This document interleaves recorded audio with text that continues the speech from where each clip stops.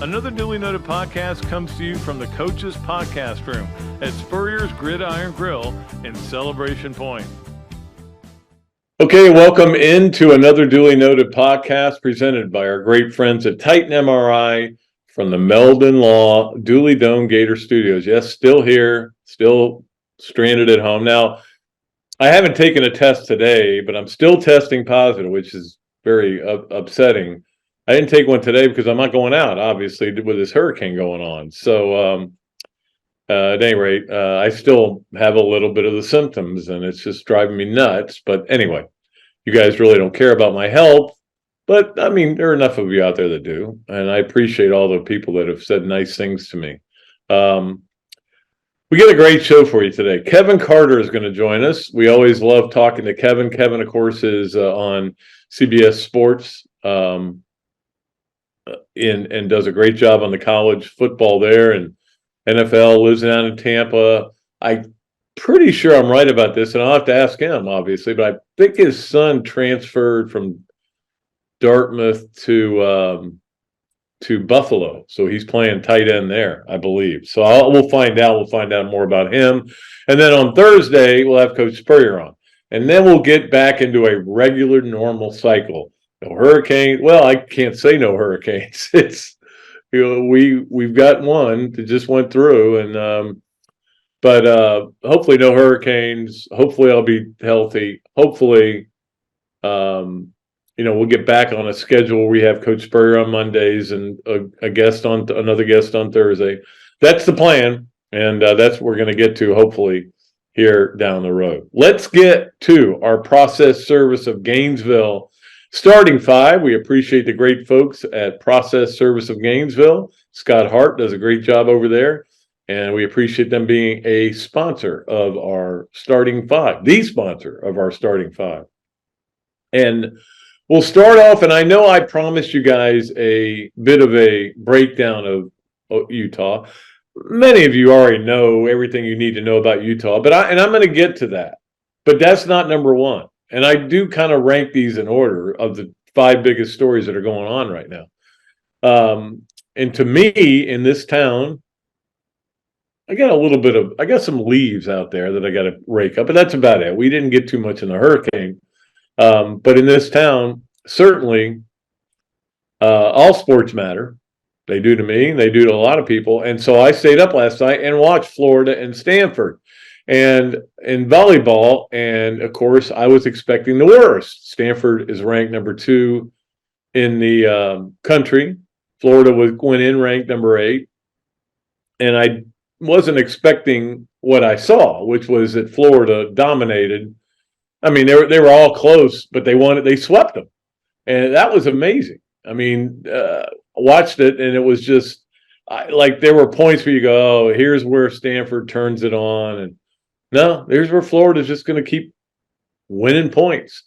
I tell you, they've got some special players on that team, and it was fun to watch. I do want to say we haven't gotten to our swamp games of the weekend, because all our swamp games of the weekend when we get to the swamp restaurant games of the weekend are all going to be football games. But know this, that on Sunday, Florida volleyball plays not Stanford. Minnesota at home. Minnesota's ranked 5th in the country. So I'm probably going to go, and I would encourage people to go out and get out there and support a team that's going to if they can win this match, and there's no guarantees, and I will say this, Stanford did kind of poop the bed a little bit. A lot of serves into the net, a lot of mistakes. But Florida was a better team. If you watch the match, they were the better team. So that is going to be at noon. It is on ESPNU, and that'll go. A lot of you will go, well, I'm not going. And that could be what I don't do. I want to go. I'm going to try to go. I did send a text to Mary last night about she's got a really special player in Kennedy Martin. I mean, that is a special player. She was our Adam Dripko to go Gator of the week. And last week, we'll see if she makes it this week. I don't know. It could be somebody else from a different sport. Who knows? great thing is we have all kinds of sports going on that the Gators are involved in, so it's a lot of fun to come up with our Adam Dribko to go Gator of the weekend or in the Gator of the week too. So we'll get to that in just a little bit. So look, if Florida beats Minnesota and they have beaten number 2 and number 5 in the country, and again, they haven't beaten Minnesota yet. They still got to play them, and this team is. I mean, I give them a lot of credit. I think they were flying back to Atlanta today, and then they're going to have to wait to fly home. That can wear you out. But I mean, they just went down to Tampa, won twice there, had a big win over number 8 there. Go all the way out to Palo Alto, play in front of a hostile crowd, and beat their butts. Maybe this is a really special team, but if they can beat Minnesota, why would they not be ranked number 1? Now, I don't even know who's number 1. I looked at the rankings just to see where Minnesota was, where Florida was, where Stanford was. But let's just say they win this match and they beat number 2 and number 5 in the same week. That sounds like the number 1 team in the country to me. Now, I bet you Mary would say, "Oh, please don't make us number 1." And a lot of coaches feel that way. They'd rather be number 2 than number 1 because number 2, you're still got a carrot out there. Of course, if you're Georgia football, you don't care where you're ranked. You like to be number 1. If you're some basketball programs, you want to be number 1. I remember the first time Florida got to be number 1, and it was the day they were getting ready to go play Kentucky. And I remember being on Tony Kornheiser, ended up talking about men's basketball, sorry. And I was on Tony Kornheiser's show, and I said, it was a big deal that Florida finally got to be number 1. And I was like, it's not going to go well tonight. Kentucky is going to be loaded for bear. This is back when Kentucky used to win a lot of games. I don't know if you remember that or not. So anyway, congrats to Mary. Congrats to all the young ladies on the volleyball team. But again, you're only 3 matches in. There's a long way to go. But again, I encourage people to go out there Sunday noon against Minnesota, number 5 team in the country. Florida's number 8. They won't be number 8 when this next poll comes out. But enjoy it. Go and have fun. All right, let's get to number 2 on our process service of Gainesville starting 5. I'll give you kind of a quick Cliff Notes version of what to expect with Utah. And we'll start off with the fact that the spread is still 6.5. I checked it this morning. The thing that concerns me the most is that Florida, Kingsley, we don't even know for sure that he's playing in the game. And he's their one guy who was a full-time starter last year. I mean, Austin Barber did start some games. And on the other hand, Utah has 73 starts. I think I said 58 on Monday. No, 73 starts returning on the offensive line. That, to me, is a problem for Florida. Florida's bringing in a bunch of, got some transfer portal guys in there, got some young players in there. That's the biggest reason I'm picking Utah to win the game.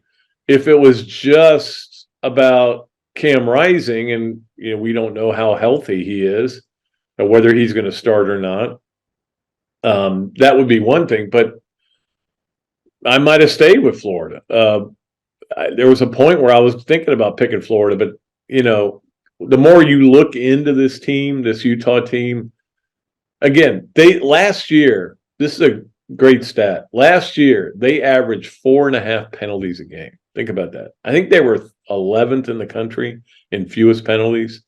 They don't commit penalties. They don't turn the ball over. They got a really efficient offense, a really good team. But, I mean, I also see a path to Florida winning the game. There's no doubt I see a path there. I'm not saying I do think, let me put this the right way. I think there's a little whistling past the graveyard in the Florida camp, in that everybody seems to think Florida's going out there and win the game. Of course, the Gators flew out yesterday, and then they're to Dallas, and now they're going to fly out the rest of the way. And I think Napier did paint a good picture there in terms of it can be good. You split up the trip. You had to get out there. There was no doubt you had to get out of town. But I do see a path, is my point, of a way in which Florida can win the game. It's not going to be easy, though. I mean, it's obviously they're almost a full 7-point underdog.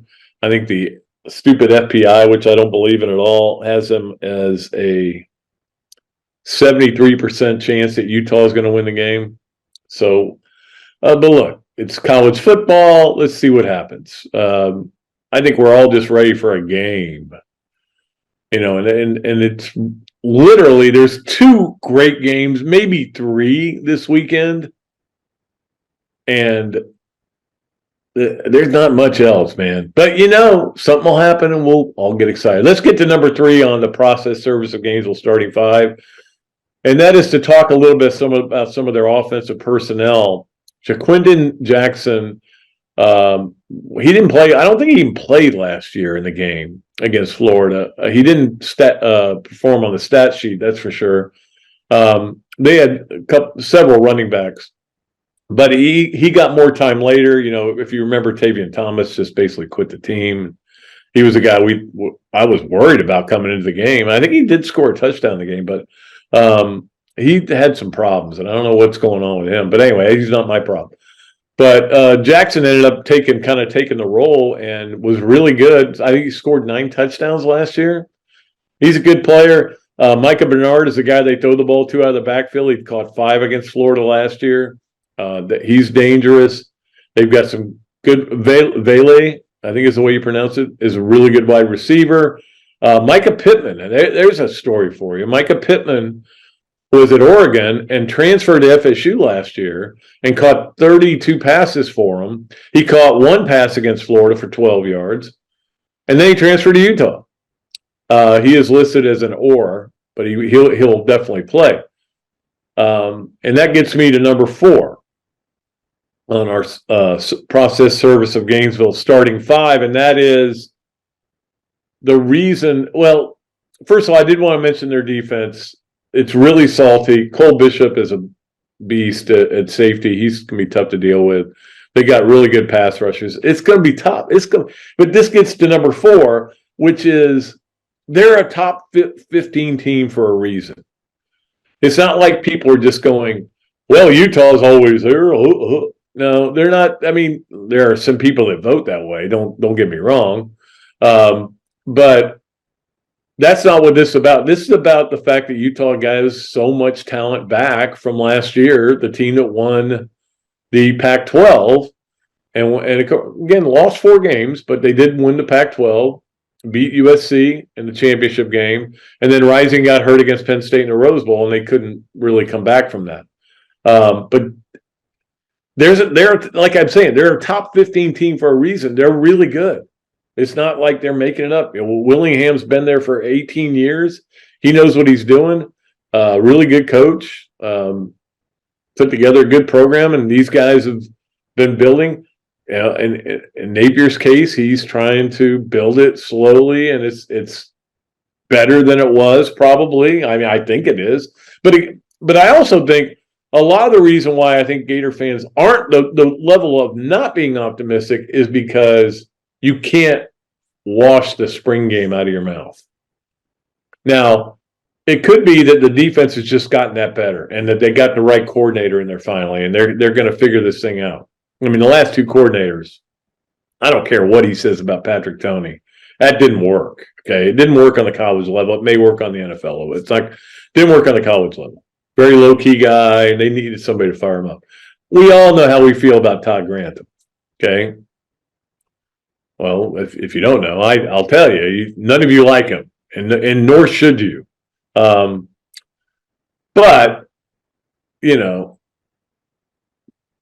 we just got to see what happens in this game. It's going to be an interesting game, and maybe the offense was bad because the defense is good. But again, I think for most of you, I don't know how many of you went. I think a couple thousand people went to the one scrimmage that they opened up. For most of you, though, you don't know what to think about this team because you haven't seen them except that spring game. You haven't seen them in a while, and you're curious, and you'll find out. 8 o'clock tomorrow, ESPN. You'll be ready to watch it and fired up about it, I'm sure. All right, let's get to number 5 on our process service of Gainesville starting 5, where in college football, we've had a lot of quarterbacks be named. McCord at Ohio State is going to be the starter. Not every coach is naming starters, including Penn State and including Alabama. Alabama taking it a step further. Nick Saban saying, I'm not releasing the depth chart because it's a distraction. All right, it's not a distraction, first of all, Nick, and I like Nick Saban a lot. I'm a big fan of his, but when he does things like this is when I go, maybe I'm not such a big fan. Look, I know that his relationship with the media is kind of weird. That's the best way to put it. But the bottom line is, all the media is looking for are stories to write, and if you don't give them, it's like, I know that there are coaches all the time who will say this, you need to write a story about this guy. Okay, I'd like to talk to him. Well, we're not going to make him available, but you need to write a story about him. It's a great story. No, it'll be a great story when you let me talk to him. And Saban still got that part of him that just doesn't let the media have anything. But it's not a distraction. Come on, man. Do you think because if you list the quarterbacks and you put or after each one, how is that a distraction? I mean, that's the only position anybody really cares about who's going to be listed as a starter. It's just, I don't know. Nick, come on, man. You're better than that. And it may be that he's going to unveil something. Let me go back real quick to the Utah thing, and then we'll get out of here and bring Kevin Carter on. I wouldn't be surprised to see Utah run some trick plays. And the reason is because Florida is very young on defense, very young. I mean, obviously the coordinator is very young. The players are very young. You got a freshman at safety. You got all these young players, and Florida is going to be very aggressive defensively, right? That's the modus operandi for Austin Armstrong. Well, what do you do to stop aggression? You run the other way. You run it this way, but then you run it back that way. Reverses, just misdirection stuff. I think you're going to see some. I don't think it's going to be. Now, I know that Utah's plan is to run the ball. They want to run the ball. But I think they're going to run some plays, and you're going to go, oh, man, didn't see that one coming. But there it is. Anyway, I just wanted to make sure I got that in there. All right. That does it for our process service of Gainesville starting 5. Appreciate process service of Gainesville, and appreciate all of you who listen or watch. Let's go ahead and take a break. Let's do that. We always do that after we do the starting 5. And then we will come back with the great Kevin Carter. Always love talking to him, one of the great guys in the world. He is in Tampa, so he just went through what we just went through, kind of. But he went through it a little earlier, and we'll get I think everything's working at his house, so we should be okay. All right, let's get a break. We'll come back. You are watching or listening to another Dooley Noted podcast presented by Titan MRI from the Meldon Law Dooley Dome Gator Studios. Process Service of Gainesville offers a rapid turnaround on affidavits of service for Gator lawyers locally and nationwide. Our friend Scott Hart offers immediate responses on status requests and is a member of NAPS and FAPS. And he has been a part of the community for almost 2 decades. Need service? Call Process Service of Gainesville at 407-697-9592 or email shartgators, that's G8TR, at yahoo.com. And make sure you ask about the paralegal legal secretary bonus program. Gator fans, football season is here. What's better than seeing the Gators back on the field? Easy. Seeing amazing speakers and fellow Gator fans weekly at the Gainesville Quarterback Club. Held every Tuesday night of a home game at the Best Western Gateway Grand. Enjoy happy hour, great food, valuable insights from yours truly and Andy Staples, plus notable speakers throughout the season. As the oldest Gator booster club in the world, Gainesville Quarterback Club gives you access to elite speakers like coaches, NCAA football insiders, Gator greats, and more. Share your passion for Gator football with hundreds of other members at weekly in-season meetings, home tailgates, and special events throughout the year. Join the Gainesville Quarterback Club today. Email the club at membership@quarterbackclub.org or visit thequarterbackclub.org. Or better yet, just give me a call and I'll get you to the right people. Attention all Gator fans, Meldon Law is giving away a chance to experience the Florida-Georgia game like never before. 2-night stay at the Hilton on the River, dinner at Ruth Chris Steakhouse, 2 premium tickets to the game, and a football signed by Coach Billy Napier, and much more. Go to the Meldon Law Facebook page and look for the VIP experience for 2. Good luck and go Gators! All right, welcome back to another Dooley Noted podcast presented by Titan MRI from the Meldon Law Dooley Dome Gator Studios. Again, doing it from home today, dealing with COVID and hurricanes. Other than that, there's nothing going on in the world. It's a great honor to bring in our guest, Kevin Carter, one of the greatest players in the history of University of Florida and also in the NFL history. His 104.5 sacks will tell you that, and so will he probably. But Kevin, how are you? You're in Tampa, so you had to go through this kind of like we did. We didn't really get it full brunt, but we got it. We got some of it. Yeah, we got enough. I mean, obviously, it's enough to let us know that, you still live in Florida, and during hurricane season, you will adhere to everything that comes along with it. So, we've got debris down in our yard and a whole lot of rain, and family members are losing power, but thank God we're okay. Yeah, I'm kind of worried though. I've got a Gator helmet in my office, and you've got just the, Ram stuff. I don't know. Well, I'm broadcasting from my theater room, but if I can take you on a tour, there's a room on the other side of this wall with lots of Gator paraphernalia. So, okay. Still a loyal fan. Yeah. By the way, is Zion up in Buffalo now? He is at Buffalo. He graduated from Dartmouth in June, and we moved him in like a week later.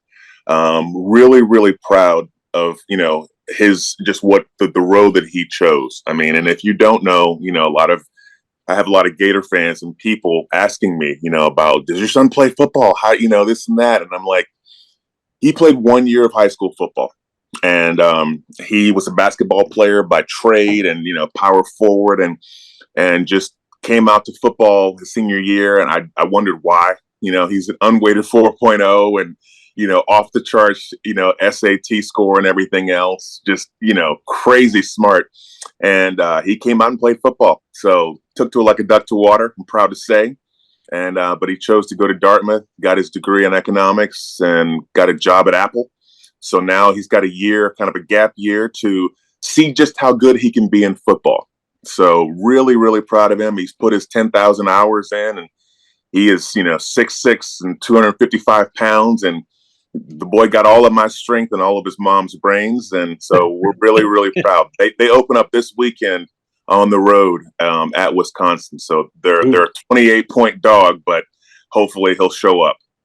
Oh, that'll be fun. That's a reason to watch that game. I mean, otherwise I had no reason to watch Wisconsin. But yeah, I mean, but he and I know that it's probably been hard on him, like it has on all of us. What's happened to Buddy Tevens too? I mean, I had to, leave him behind, and obviously that tragedy that's going on with him. I don't even know where Buddy is right now. You may know more about it than I do.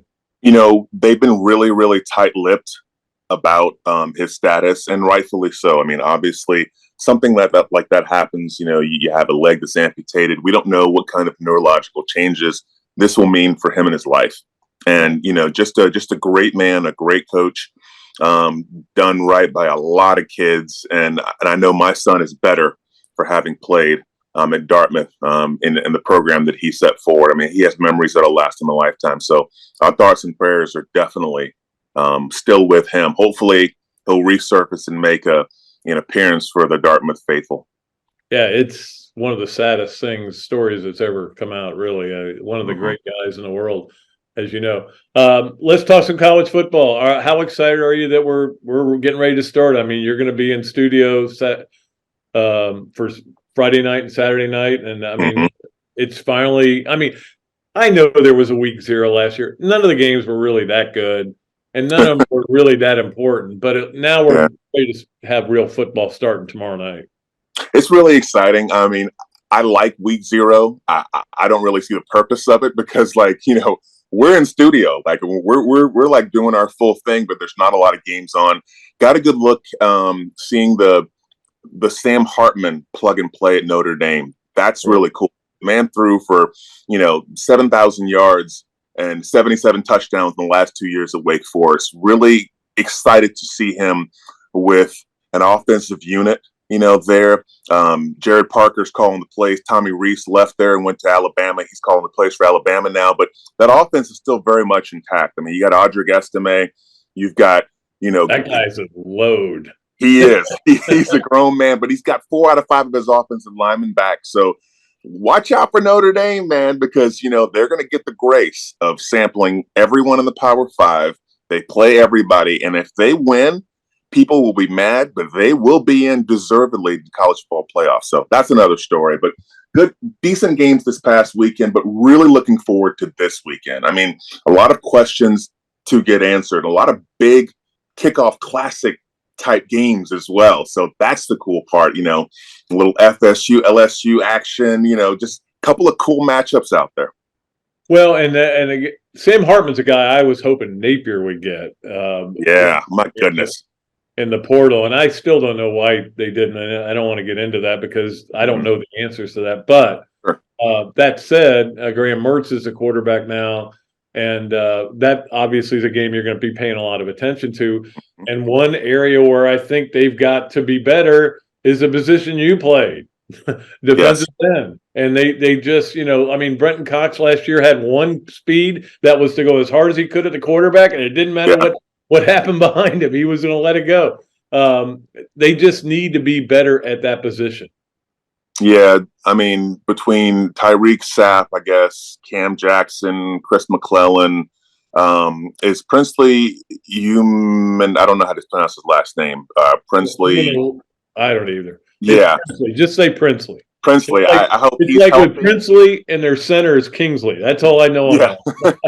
if those guys can stay healthy, I think we really have a lot of questions as to the quality of depth that Florida has across the front. I mean, you've got guys that we don't know a whole lot about. You've got Jack Pyburn, you got Kelby Collins, you got Desmond Watson. You got a lot of guys that we're just waiting to see what these guys can do. And the transfer portals has been active. I went and spoke to the team a couple of weeks ago. Thanks to Coach Billy Napier, I think he is, for all intents and purposes, I think he's building it the right way.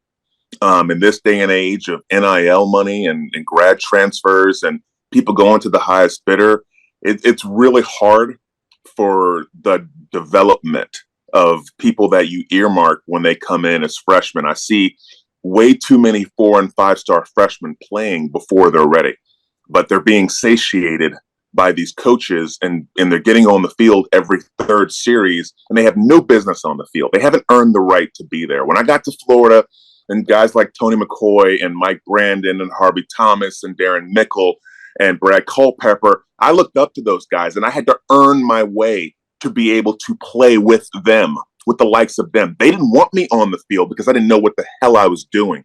And we should have more of that going around in college football. We're not, because these kids are promised everything in the world. And, God bless them with the NIL money. It's a great thing. Eventually it had to come, but my goodness, it can't take the place of the rite of passage that it takes to earn your way on the field. If it does, then your program will suffer. You don't see Georgia doing that. You don't see Florida. You don't see Alabama doing that. You don't see LS. You don't see the better teams around the country, satiating these kids by giving them time on the field. They play who deserves to play. And so, look, for all intents and purposes, I hope Coach Napier is adhering to that. He's got a lot of talent in the room, a lot of unproven talent, but I like the organic way that he is having speakers like myself come and invest in the program. I see Inky Johnson come and speak, and I see all these different people, decorated military officers, former players such as myself and Danny Werfel, people like that. Those are the people that you need to hear from. I told those kids when I walked into the indoor facility, as impressive as it is, the thing that stood out to me is when I looked on the far wall and I saw 91, 93, 94, and I saw all these SEC championships. I think there's like 8 of them on the wall, right? Or 6 or 8 or somewhere around there. I don't know how many we have, but 3 of them I've got. And I'm like, dude, it's been way too long since we've had a class that's had 3 SEC titles in 4 years. And if you don't have that unrealistic expectation of being, relative or playing for a championship each and every year you play, then Florida isn't the place for you to be. Yeah. This is what we're all about here. We win championships. We're different. We're cocky. We're arrogant. Call us what you will. We wear jorts. We wear whatever you want to say. Yeah, it's all that in a bag of chips, and that's who we are. So I hope, and I from on the outside looking in, it will take time for Coach Napier to build it, because he's choosing to build it and not manufacture it in this modern day and age. But hopefully, they're on the right track. Kevin Carter joining us on the Big Mills Cheesesteaks Zoom line. And Kevin, I got to ask you, how many of those players knew who you were when you walked in the door? I was thinking, I was doing the math in my head. That was 8 years ago when you were your last year. Look, the fact that I have a kid who's as old as the oldest players in that room tells you that they have no earthly idea.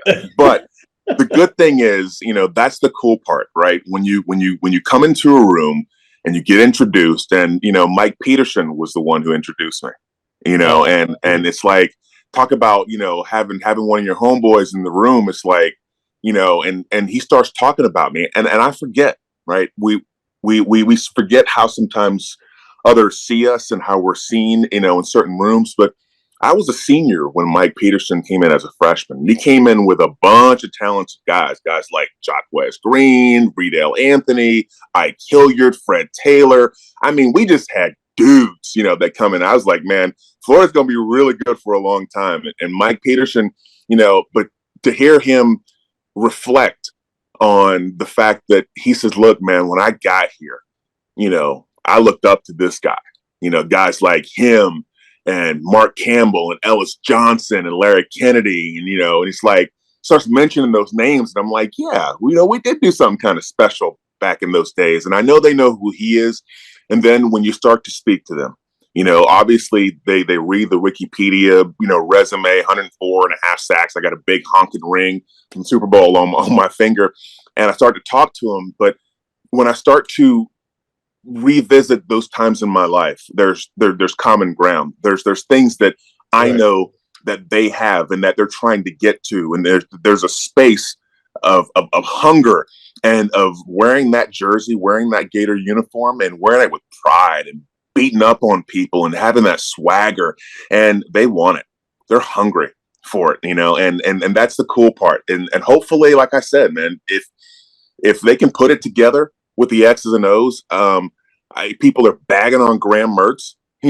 Look, Graham Mertz, it didn't work out for him where he was, but and I know he can hardly live down his inaugural performance there, Wisconsin. But like, if he can process and deliver the football, our offensive line is decent, and we've got weapons in the passing game. So I don't think he'll be as special as Anthony Richardson was. He won't have those flashes, but from consistent down to down, delivering the football, making sound reads, I think he'll give us that. And I think the rest of the team will continue to grow around him. So maybe he's a placeholder for a year until we can develop a quarterback, and that will be the true test of Billy Napier. Can you develop a quarterback? Right. Can you sustain a program? And, we're all looking at that. But in the meantime, you can't forego or overstep these benchmark checkpoints that you have to go through in order to build an effective team. Yeah, you think about your career, you won 40 games. in 4 years. I mean, Mhm. and 3 SEC championships. That's pretty good. And I know that you wear that 91 ring with pride, even though that was Brad Culpepper and Tony Yep. McDonald. But that's still, I mean, it's unbelievable to think that in at that time, and then like you said, that talent came in. They played for 2 national championships right after that. That run Mhm. that Florida had, it was unbelievable, and obviously you were a big part of getting that started. And the thing is, and Coach Spurrier, to this day, he remembers every game that he coached, right? And when he sees someone like me, he's told me on more than one occasion. He says, "Yep, coaches weren't ready. '94. I think '94 was probably one of the best teams we had. You know, you guys should have. We really should have won more. I feel bad, and he feels bad that he didn't do right by us, as a coach. And I'm like, Coach, we just came up short. And I knew we were great and headed to great things. And obviously, just 2 years after that, we had a national championship. But I think, the cool part about the process back then is no one really knew just how special of a Coach Steve Spurrier was. No one knew just how organically great he was building the University of Florida back in those days. And I'm hoping and praying for a little bit of that same magic with Coach Billy Napier, because I love his approach and I love his humbleness. And I love that, he's a guy that doesn't seem to be bothered by white noise. And good for you, man, in this day and age, because people are going to chatter about your program, about who you're bringing in and how you're coaching, the plays you're calling. And for him last season, not to make a change at quarterback, to stand by Anthony Richardson and say, you know what, he's special. We're going to stand by him. We're going to do right by him. We're going to develop him, win, lose, or draw.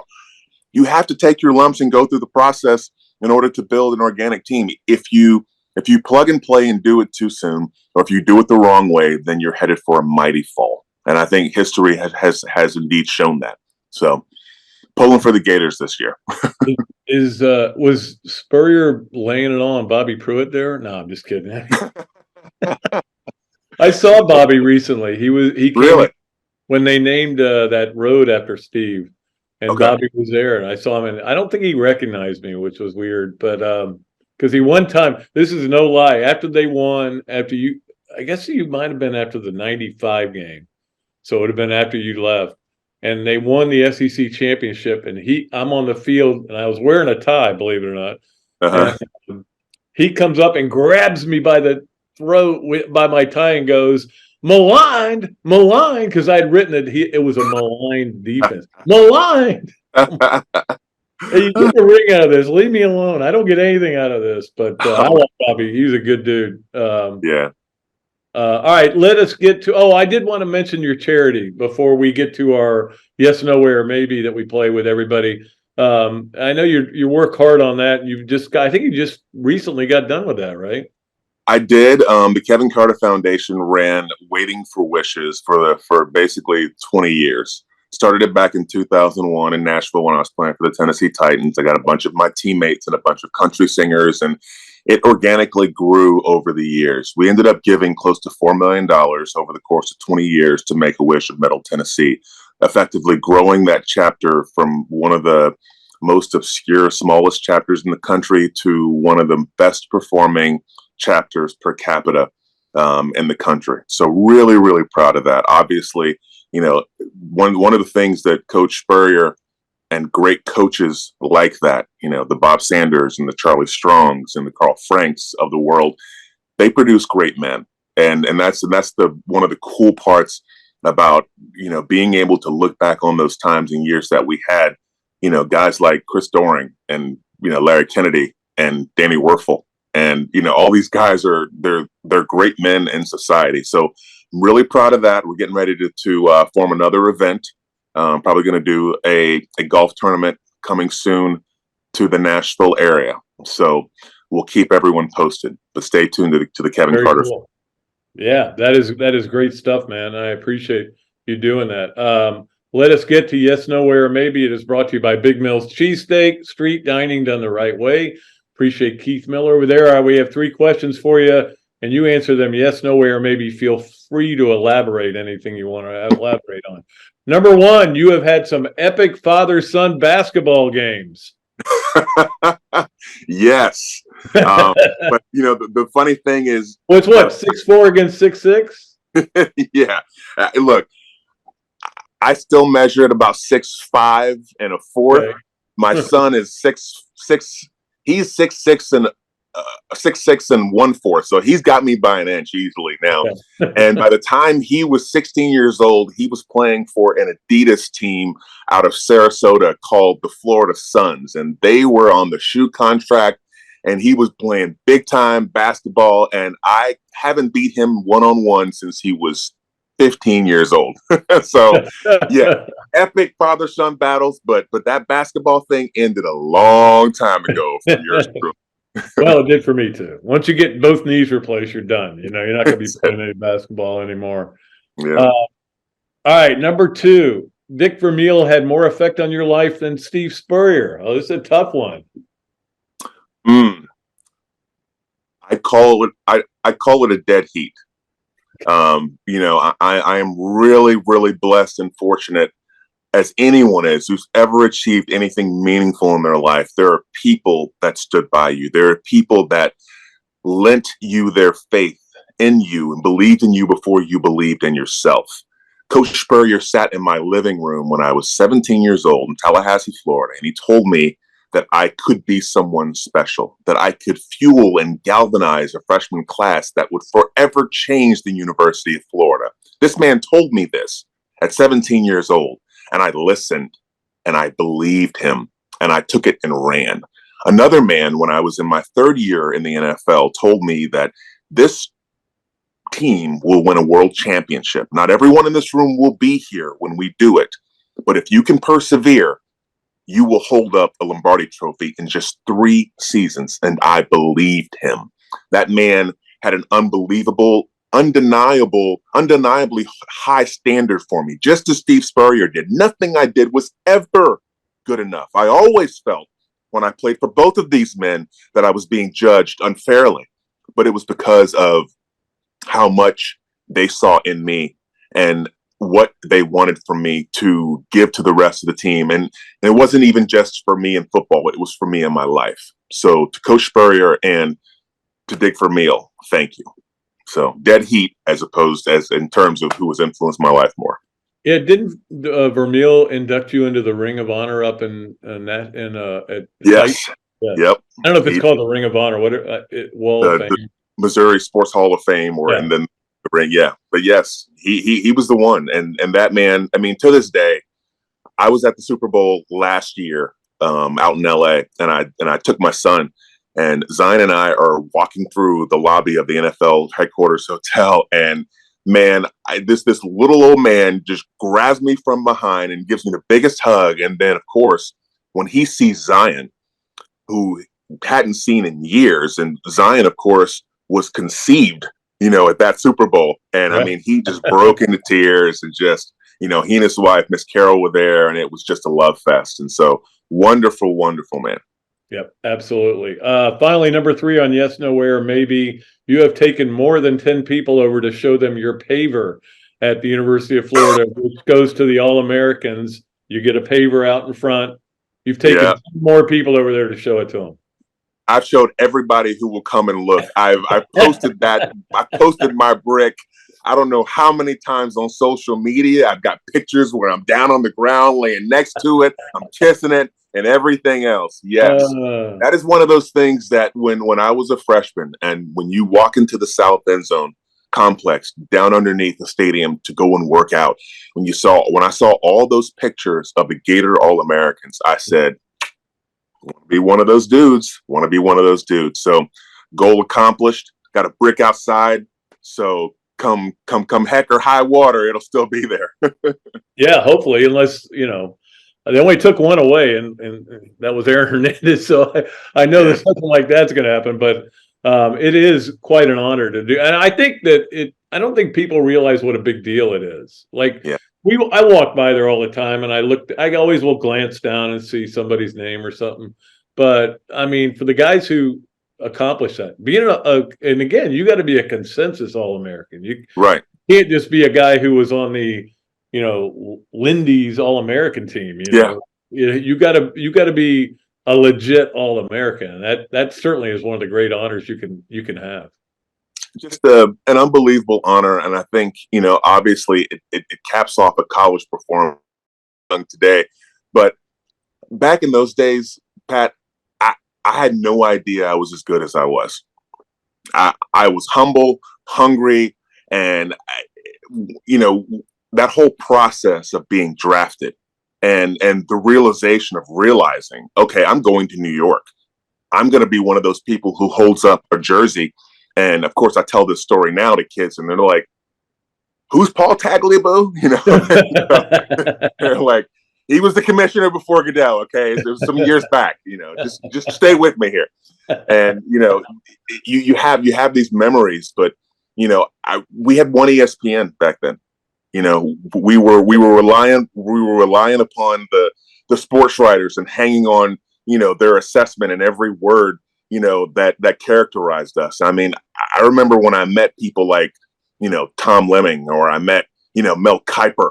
I was so excited, man. I was like, this guy thinks I'm good. I'm on his list, and it's just like, I almost think that it was a little more innocent back then, and I think that maybe not knowing how much thunder I had kept me hungry, and that's what allowed me to go through University of Florida like I did, get a brick there, and play 14 unbroken years in the NFL. So never missed a game, right?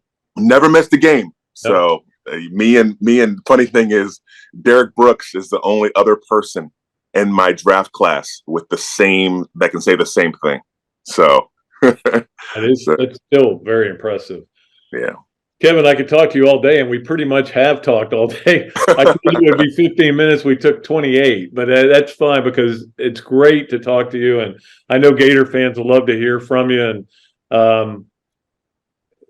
can you give me a little chomp? Can you just do one chomp? Yeah, always. Right, there we go. Always and forever, man. All right, go get the win tomorrow night. At least watching it on TV. So we'll try to see what happens there. I will say this, okay? If Cam Rising doesn't play, it definitely adds to the Gators' chances of winning that game. Last year, a bunch of Utah fans got really pissed at me because I said Utah is one of the better teams, tougher teams along the line of scrimmage in the Pac-12, and they're probably going to find themselves by season's end in the Pac-12 championship game. But they're going to lose week 1 to Florida. And they tore me a new one on social media. Of course, I was right. Going into the swamp is no daunting process. Anthony Richardson was special, and the defense made gutsy plays. I don't think they need necessarily as many special plays to beat Utah, especially without Cam Rising this time, but they are on the road, and this Utah team wants revenge. Yeah, so, and Rising had 91 rushing yards against them last year, and we know that he's not going to be able to do that in this game. Right. At the very least, he's going to be 75% at the very best. I mean, so we'll see what happens there. It's weird how tight-lipped they've been about that as well. But anyway, yeah. Kevin, thanks again, buddy. I appreciate it so much. We'll be back with more of another Dooley Noted podcast presented by Titan MRI from the Meldon Law Dooley Dome Gator Studios. Great food, great atmosphere, a diverse menu, everything made from scratch, plenty of space, and locally owned. These are all the characteristics of a great restaurant, and you can find each and every one of them right here in Gainesville at Ballyhoo Grill. Ballyhoo Grill prepares all of their food fresh every day, from their salad dressing to their award-winning soups. Bring your family and enjoy dinner under the Tim Trebo Tiki Hut while listening to live music. Or if you're running low on time to eat out, they also deliver through Uber Eats, Fight Squad, and Postmates. A Gainesville staple that's been open for over 30 years. Check out Ballyhoo Grill on Facebook or at ballyhoogrill.com. Things have certainly got a little out of hand lately when it comes to just buying our everyday necessities. Just look at gas, streaming services, and heck, even chicken wings. Well, there is one necessity that shouldn't cost a ton: taking care of yourself and helping fix all the aches and pains in life, and the fine folks at Titan MRI agree. With costs a fraction of what you'd pay at a hospital, you'll not only save money, you'll be taken care of by staff with over 20 years experience. So when you need an MRI, call Titan first, and you can go where your doctors send their families. Now offering CAT scans. Hello there, everybody. I'm Pat Dooley, of course, from another Dooley Noted podcast. And this is a great Adam Brewer, and he's just opened up a place here, Adam Brewer To Go. What gave you the idea to do this, to have a to-go place like this? We really like the fast concept, being able to get the barbecue. Now we have this new online ordering. So before it was a call ahead carry out, quick service. We have like a curbside kind of a deal where everything's ready to go for you. And then we thought, wow, we have a really great dine-in concept, but how can we make this streamlined for the customer and make it easy and accessible for all parts of town? Adam's Ribco To Go. Come on down and enjoy it. All right, welcome back to another Duly Noted podcast presented from the Titan MRI. No, presented by Titan MRI from the Meldon Law Dooley Dome Gator Studios. Sorry, I screwed that up. Let's get to our fun stuff. That's the longest interview I think I've ever done on this podcast. We usually try to keep around 20 minutes, but that was 30 quality minutes right there. And I hope you guys enjoyed it. Let's get to our Hesser and Kipke three things. Of course, Hesser and Kipke is a Gainesville law firm specializing in the areas of workers' compensation and family law. Ken and Jennifer take great pride in their one-to-one focus on each and every client they represent. Ken is board certified in workers' compensation law by the Florida Bar, while Jennifer possesses extensive jury trial experience with a nearly 20-year background as a prosecutor. Don't believe me? Well, check out their 5-star Google reviews. Set an appointment at hklawfl.com. Or better yet, just give them a call. 352-339-9920, Hesser and Kipke. We appreciate Ken and Jennifer. Let's get to number one, which is the Ryder Cup was announced yesterday. I did watch it. I watched the announcement. Accidentally found it. No big surprise there. I'm glad they put Kepka on. I'm not a Kepka fan, but he needed to be on.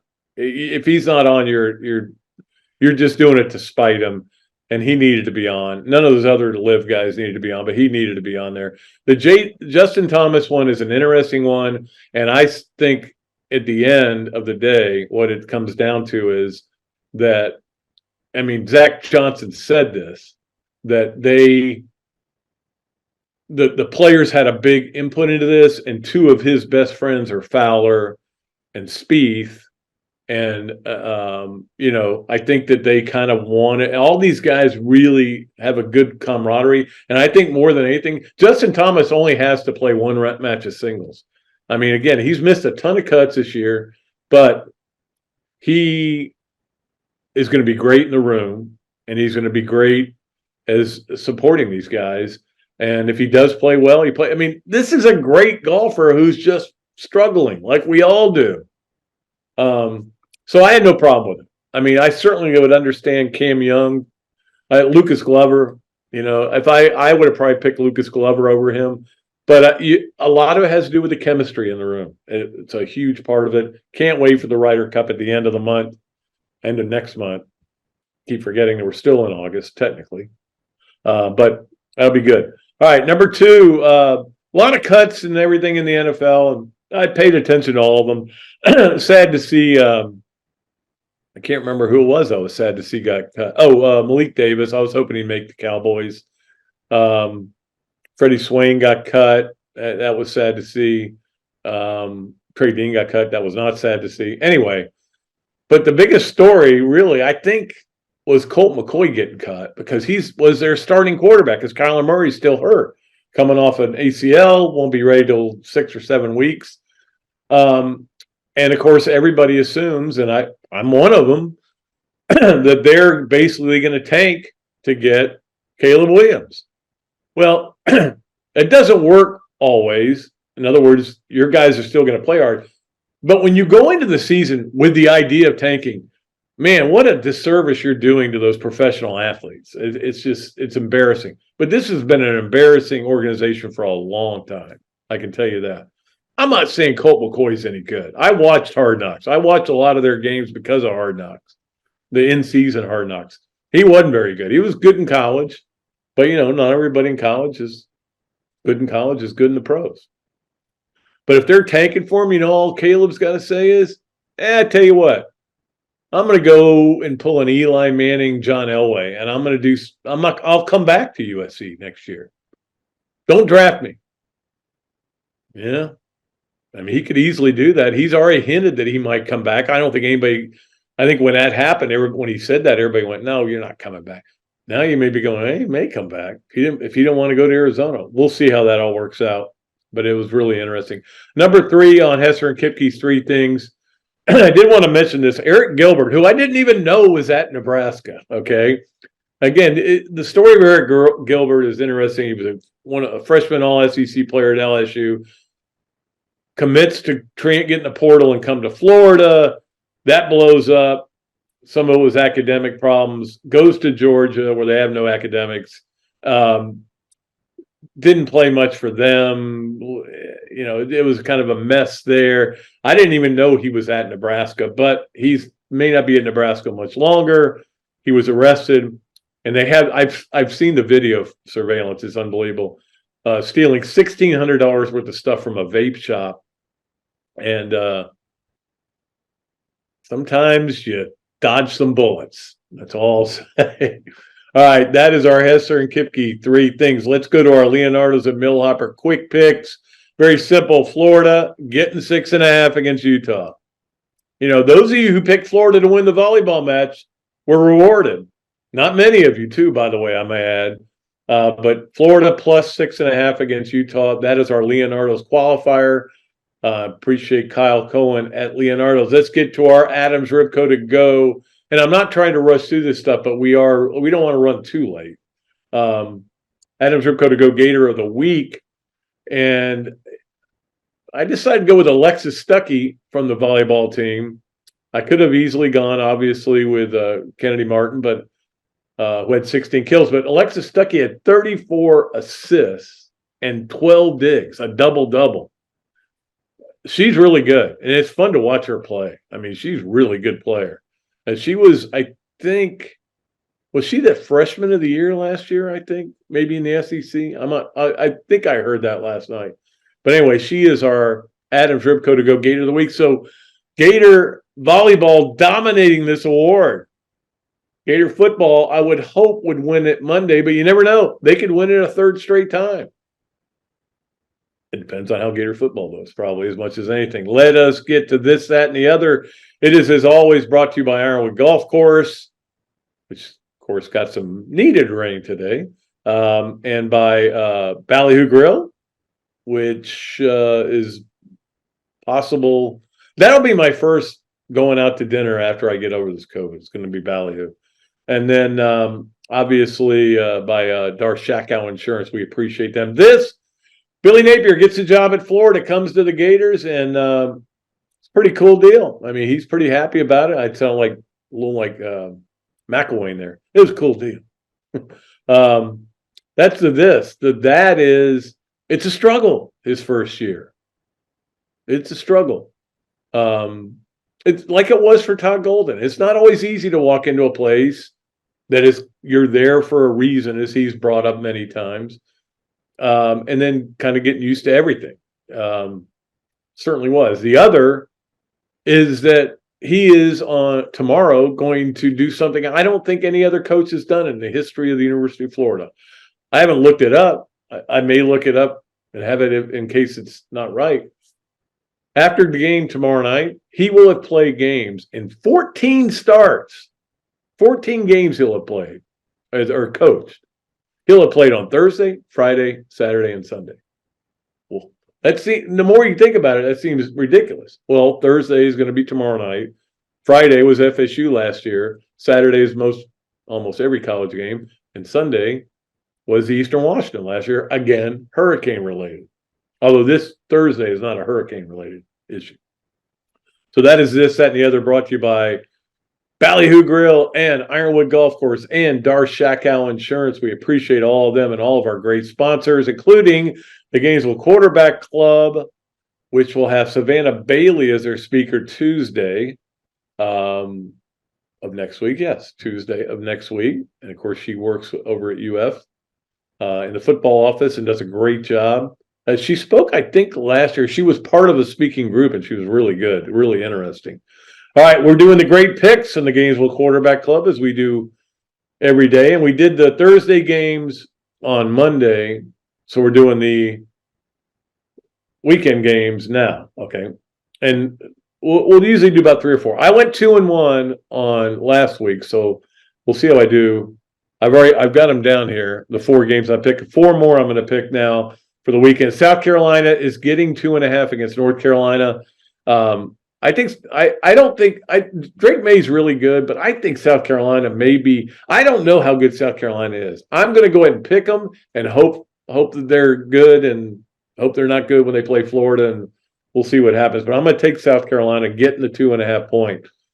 Sunday, LSU giving 2.5 against FSU. I'm going to take the Noles. I think FSU is really good. I will say this. I have no idea who's going to win that game. I'm just going to pick one. I'm going to pick FSU. And some of the reason is if you pick FSU, then they win, at least you have something to fall back. All right, let us do the Monday game, which is Clemson and Duke, which is where Coach Spurrier is going to be. Duke is getting 13. I'm taking Clemson. I think Clemson's going to be really good this year. I think Kendall Riley's going to make a difference as an offensive coordinator, and I think they're going to be good. And Duke will be good, and they'll hang in there, but I think at the end they'll end up winning by 14. And then Colorado at TCU, the debut of prime time. He's getting 20.5 points too. I think I'll take Colorado. I will root against them, but I will take them. And if you wonder why I'm rooting, I just want to make sure I underline all these picks so I get them right. Why I don't like Deion Sanders. I mean, he was a Brave. You would think I would love him, and I did love him as a Brave. But unfortunately, there's 3 things I don't like about him. One, there's a reason why we have rules about going to school. It's because he didn't go his entire junior year, or even before that. I always held that against him. 2 is he's a Knoll. I think that's the way all you have to say there. And 3, I don't know that the Braves would have the tomahawk chop if he hadn't shown up and started doing it and made it become part of it. And that bothers me. It's hard. I can't do it. Okay. The thing that's the biggest symbol of my favorite team in professional sports, I can't do it. I can't do their. I'm not going to do it. I'm not. All right. Let's get to that is, by the way, our Gainesville Quarterback Club. Great picks. Those 4. Let's get to our Swamp games of the weekend. And don't forget, come see us next Friday. We'll be out at the Swamp restaurant. Jeff Cardozo and myself doing the radio show. We'll have a lot of fun. Every home game Friday nights, Friday 4 to 6, actually. Friday's game is Louisville at Georgia Tech, 7:30 on ESPN. I'm not expecting a great game there, but it's a game. It's on TV. That means I'll be watching it. Saturday, Virginia, Tennessee, Nashville at noon. I don't think Virginia is not going to be very good, but that game is on ABC. I mentioned the Friday game's on ESPN, by the way, which is the point of giving you this. Ohio State at Indiana is a CBS 3:30 game. A lot of Big Ten games on CBS now, and that's the changing of the guard here, where the Big Ten is going to be on CBS and the SEC is going over to ESPN. Also that day is the North Carolina-South Carolina game, which I'm looking forward to watching. That's in Charlotte, of course, 7:30 on ABC. And then Sunday, LSU-FSU is 7:30 on ABC. So just to give you the networks for everything that's going to be on. Let us conclude with Pat Dooley's Storytime, as always, brought to you by our good friends at Eastlake Pediatric. And I promised I was going to tell the story about the 84 opener against Miami in Tampa.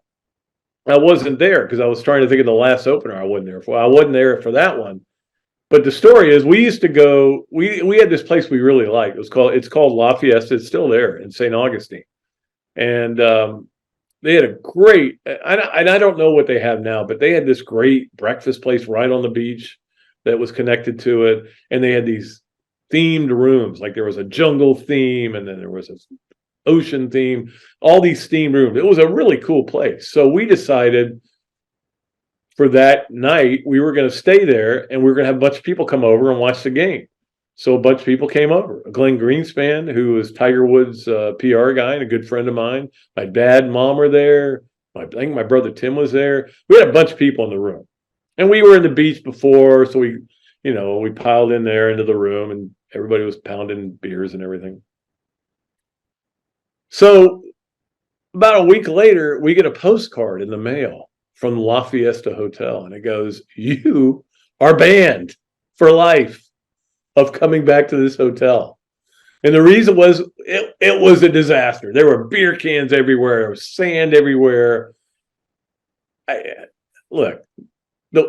my wife at the time was there. My current wife would never have allowed that. She would have allowed that to happen, but she would have made us clean it up, or she would have cleaned it up. And Karen's different. She's great, the best. And we would not be banned. But that's why I can't tell you what they have there anymore, because I can't go back. If you think less of me, you do. It's nothing I can say about it. Banned from the La Fiesta. That's going to do it for our show. Thanks so much to Kevin Carter. I know we ran a little long. You can get off the treadmill now. And we appreciate everybody and appreciate Zach for doing a great job. As always, we'll be back with another show on Tuesday. And that will be with Peter Burns. Can't wait to talk to him. We'll have a lot of college football to talk about. Until then, I am Pat Dooley. I am deep. I am way back. And I am out of here.